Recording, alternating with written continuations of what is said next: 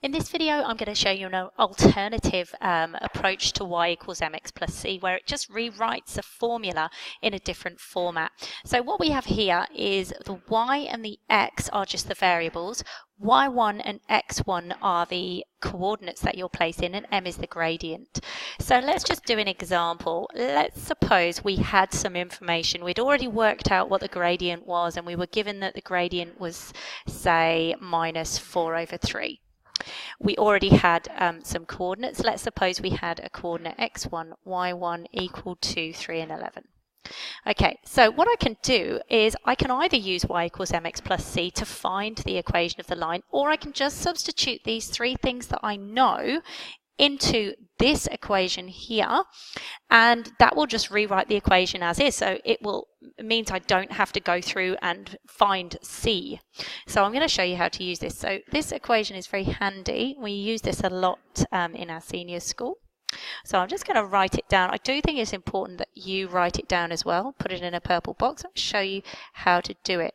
So let's sub in these three things into this equation. So y is the variable, minus y1 being the coordinate, which is 11, equals the gradient m minus 4/3, bracket, x is just the variable, minus x1, which is the coordinate 3. All right, now I'm going to expand the brackets on the right. So let's leave the left-hand side the same. So I've got minus 4/3x, minus is plus, 3/3 obviously cancels, so it just becomes plus 4. Now, let's then, I've got a couple of options. I just move the 11 over. And that gives me minus 4/3 x, and add 11 to 4 gives me 15. And you can see there that it's found the equation in the form of y equals mx plus c.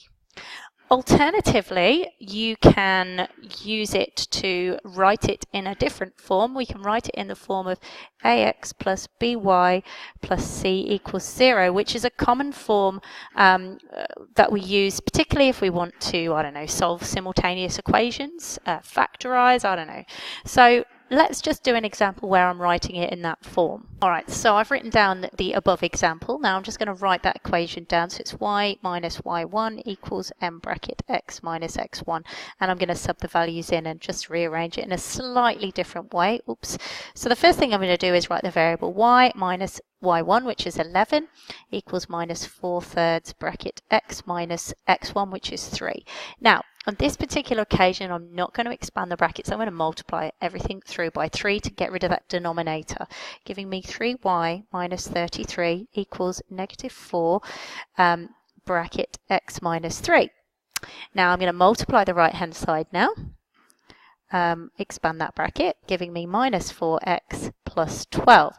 Now I can move everything over to the left and put the right-hand side equal to 0. So I've got 3y plus 4x. Now I'm going to subtract 12 from 33, giving me negative 45, equal to 0. And now you can see that that has been written in this form here.